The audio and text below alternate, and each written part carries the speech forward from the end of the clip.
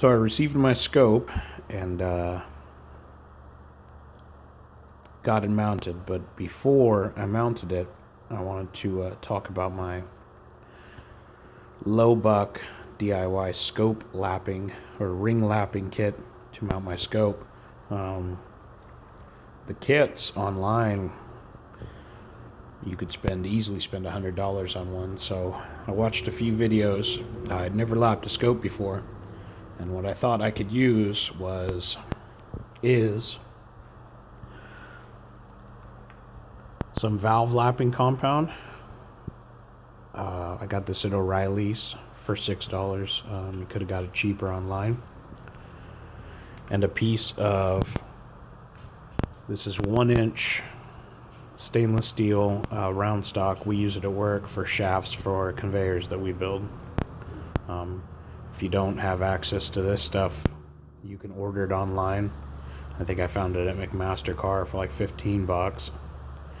Or you could get it at a local fabrication shop. It just needs to measure 1 inch exactly. This stuff is cold rolled and very accurate, within a few thousandths of 1 inch. So you apply,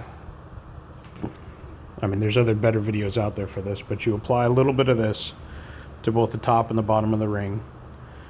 Put just enough tension on it so that there's resistance when you spin it, and then you work the thing back and forth. So basically for $6 I was able to lap my scope rings. I'll do anything I can to make it as accurate as possible. So I elected to go with the Viper Vortex 3x9 by 40 millimeter.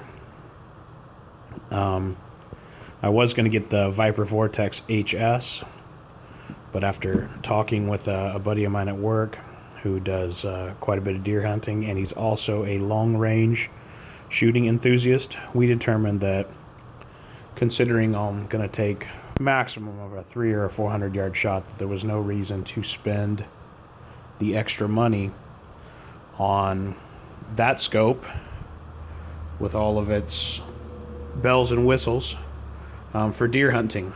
It's just not necessary. If I was going to be taking long shots out to 1,000 yards, there might be a need for a high-powered, really uber adjustable scope. So I got the 3x9 by 40. It has the multi-coated lenses and the XD glass. It's got the glass is the important part. It's filled with argon. It'll never fog up. And then Vortex Viper. Vortex's warranties are the shit. They're just amazing. I used blue Loctite to put everything together. Don't want it backing off once I get it sighted. And then this particular gun, I don't know if you could see these in there. Those are little weaver rails. Whoa, shit. The weaver rails bolted here and here, and then you would have had to bolt your scope mounts to it, which would have got it higher off the rifle. So I found this company, Tally. I'm not familiar with them, but they make a one-piece ring, has no need for a weaver rail mount that bolts directly to the rifle. So I ordered them. They fit the Savage Axis with the AccuTrigger and a couple other models, but they fit the Remington American perfectly. I put them on here with blue Loctite, and then I lapped it really good.